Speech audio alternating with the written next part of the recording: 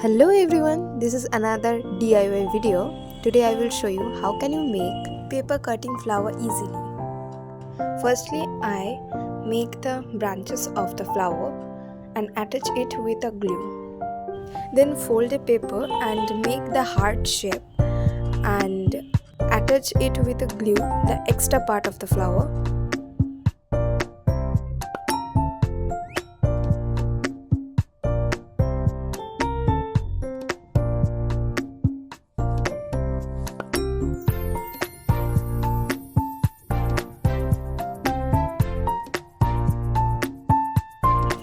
Firstly, I add all the flour to the stick and then I add paper leaves.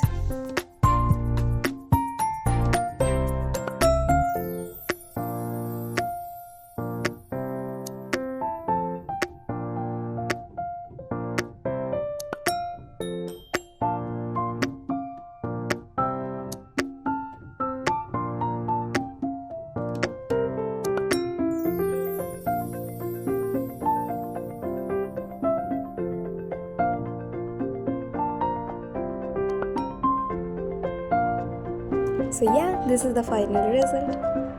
Thanks for watching.